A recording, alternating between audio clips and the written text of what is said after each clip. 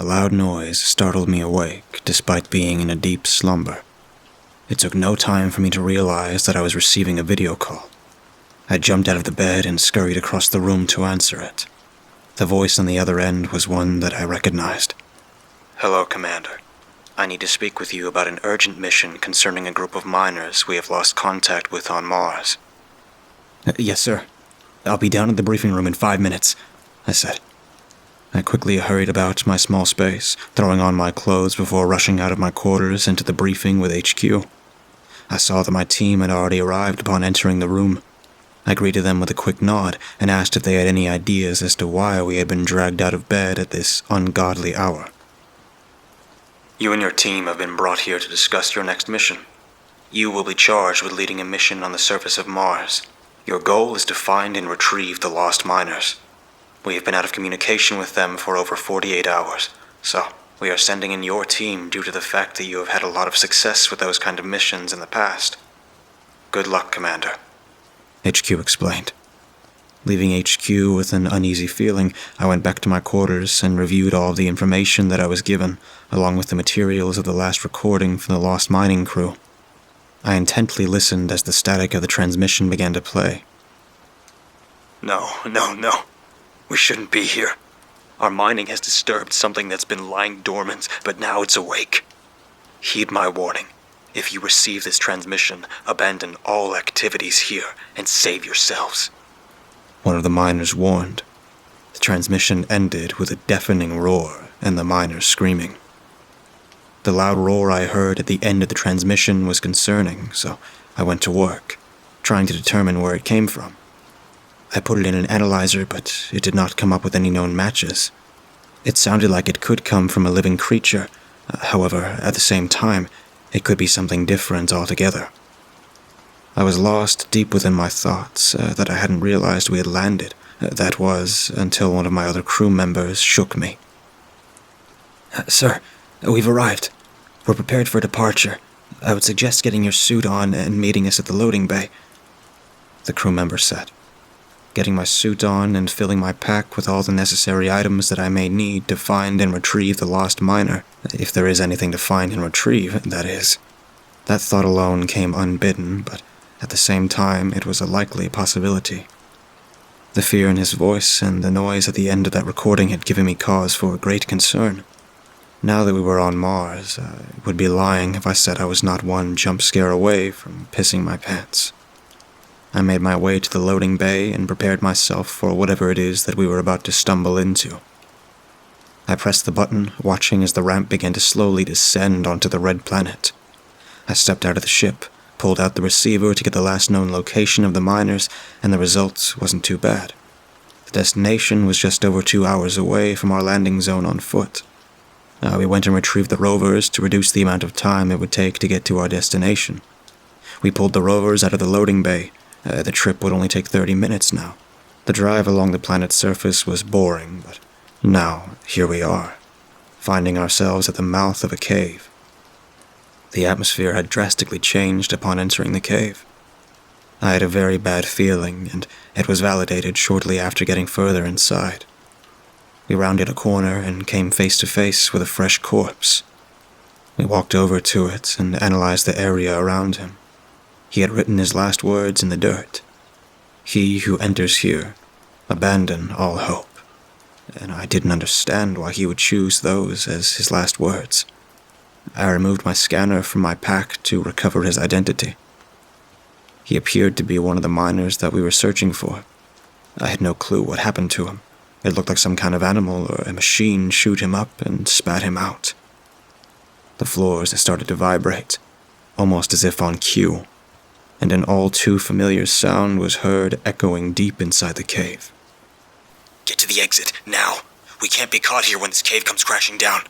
I yelled over the noise to my team. Turning around, we rushed to the entrance of the cave. However, there was a wall where the entrance once was. "What do we do now?" Frank yelled. "Well, now, there's not much else we can do other than bend over and kiss our asses goodbye, Frank." The floor creaked and a massive hole formed, swallowing everyone up like a maw of a gigantic beast, dropping us into a massive abyss, but no one seems to be injured from the impact. I retrieved my flashlight after regaining my bearings. I slowly made my way around the dark room with nothing but my flashlight, until I finally came upon a light switch. The room was flooded with a blinding white light. In the middle of the room sat a table with yet another dead body on it.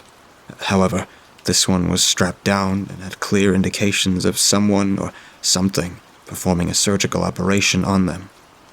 I realized that this was one of the miners we'd been sent here to retrieve on closer inspection. I continued my search of the lab when we heard a noise in the corner of the room.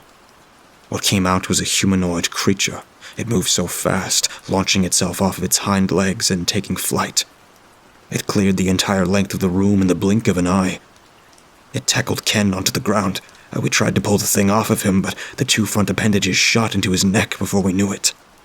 The creature threw us off and spun around to face us. It stood on 2 of its hind legs, showing that this creature was also bipedal. It easily stands over 8 feet tall while on its hind legs. Frightened, one of my team members opened fire. The bullets ricocheted off its glossy black skin, causing them to be sent back at the team. A big burly man came running up behind the creature during the chaos and tackled it to the ground.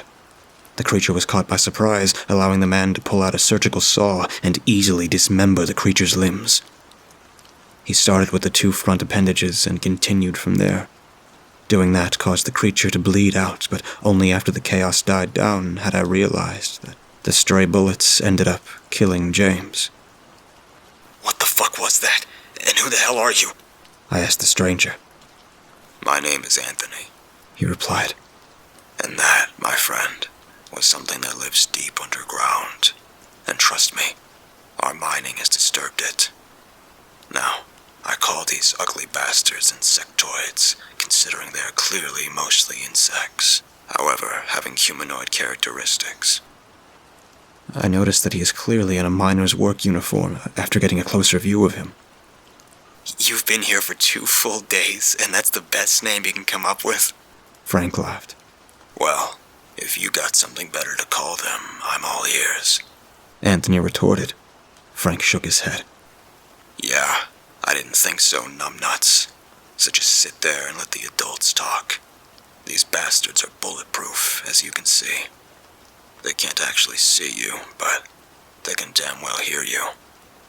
Any sound can bring them down to your location in seconds, and they never hunt alone. Cutting off the limbs disables them, and eventually causes them to bleed out. This is the only way I have found to be able to kill them. But, as you've noticed, frontal assault is best avoided." "Yeah, I can see that. That does not make things easy. We need to be quiet and avoid getting detected at all costs. There's just one problem we have right now, and that's finding a way out. Any ideas on that?" I questioned. "You think I would still be here if I had found a way out? Seriously, like you think I was just waiting here for you fucks because you're so high and mighty? Like I couldn't do it without you? Yeah, that makes sense. I've been hiding in this room since these creatures showed up. They're nocturnal. They don't come out during the day unless they hear a sound. We need to stay quiet and find a way out. I suggest that you search the area for any weapons, considering the fact that conventional weapons are useless before we head out." Anthony grumbles. I searched through the room, not finding anything particularly useful other than a few axes and a flare gun, which happened to have a few extra cartridges. We prepared to set out further into the subterranean structure once armed with our new weapons. The team turned on their flashlights, and we cautiously exited the lab, slowly creeping our way through the structure. It looked much like the rest of it had up to that point. The walls were made of a metallic substance, while ventilation pipes ran the length of the hallway, and with no signs of insectoids, we continued forward. I led the group, followed by Anthony, Frank, Eric, and finally, Mike. We ventured down the hall, and a sound that might as well have been a herd of elephants charging came from the back of the group. Mike had dropped his flashlight, the look on his face of one of pure terror. We all held our collective breath as we waited to see if anything would happen. A buzzing sound could be heard from above us. We all slowly turned our flashlights upwards, only to witness the creatures diving down in the direction of Mike. Much like a hawk, they dived down at their prey. The insectoids were on him before any of us could react. Having to sit there and listen to his screams of agony for what felt like an eternity was unbearable. We were all silent until they were finished. The mangled body of our former friend lay scattered all over the place. Our hearts were wrenched as we stared at the dead body of another one of our friends. But the worst part was not being able to say anything. Performing the sign of the cross as a gesture of mourning was all that we could do. However, Frank was sent into a frenzied rage upon seeing his longtime friend laying, ripped apart on the ground and left to rot. The scream that escaped his lips was full of sorrow. This caused multiple insectoids to fly at him. Frank took one of them out with a few frenzied slashes, but the others were on him in a mere moment. Watching two of our friends die just minutes apart is not something that any of us had expected while on that rescue mission. The shock quickly set in, but this was not the time to mourn our friend. We needed to get out of here, now.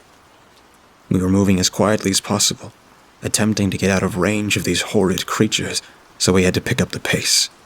We did not bother to try and open any door that was sealed. It was to prevent making any unnecessary noise. We finally rounded a corner, and the hallway opened up into a room that contained a bunch of cylinder pods which held even more of these mutated monsters. Entering the room while making sure to stay quiet, we began to explore. The room was circular, contained many pods with insectoids inside. However, we had no way of knowing if they were alive or not. What happened next could only be described as the slowest act of stupidity that I had ever witnessed. Eric walked over to the pods and tapped on the glass. Yes, the stupid motherfucker tapped on the glass like he was in some sort of goddamn aquarium. The eyes of the creatures in the tube simultaneously opened up. I yelled for them to run as the glass began to break and the creatures crawled their way out of the pods. Eric was still standing there like he had no idea what was happening. We heard his screams as we ran down the hallway, trying to escape the angry horde of creatures. They were far faster than we could have imagined. Coming from all sides, we were pinned up against a wall as they closed in. I grabbed the flare gun out of the pack and fired it at the group of creatures that had now slowed down as if to savor the victory of the hunt, ready to strike down their prey. That was my last-ditch effort. The flames erupted and made contact with the creatures. They burst into flames, much like a fire if it were to make contact with dead wood. Noticing that the smoke from the fire was being blown away from us, I looked over to Anthony. I pulled him in the opposite direction. If there was a breeze, then maybe, just maybe, there was a way out. We noticed that the hallway we were following gradually went uphill, traveling for what felt like a lifetime. We had finally come out to a bright day on Mars. The red planet had never looked so beautiful. There, the two rovers laid, abandoned and inviting. We hopped onto one of them and made our way to the ship. Upon our arrival, we noticed that the loading bay was still wide open. Both the pilot and the security detail lay dead upon our arrival. It looked as if they had been dead since we left. I can only assume that the sound of the rovers drew them to the ship shortly after we left. Hearing a sound on the ceiling, we looked up to see at least 5 of these fucking creatures, and one of them was heading straight for us. Anthony pushed me out of the ship, and I fell down the ramp. Losing the flare gun during the fall, I looked up to see Anthony being eaten alive. His screams alone were gut-wrenching. I heard him yell to shoot them. Going to look for the flare gun that I had dropped during my fall. It lay at least 10 feet from me, and I quickly retrieved it. Spinning around, I noticed that a massive hole had been dug underneath the ship, with hundreds of them pouring out. I grabbed the flare gun, reloaded it, shot a flare into the massive group, and watched as they were engulfed in flames. Whatever the fire did not kill, the mass explosion from the ship took care of. I am now stuck on this rock. With little else to do, I pulled out my radio and made one last transmission to Mission Command. This is Jack. I was the commander of the search and rescue crew sent to retrieve the lost miners. Everyone else is dead except for me. Do not come to Mars. Do not come and try to rescue me. This planet is infested with humanoid creatures that are extremely dangerous. Abandon all activities here and save yourselves. Again, this is Jack, signing off. After the transmission ended, I took my helmet off and allowed myself to join my team.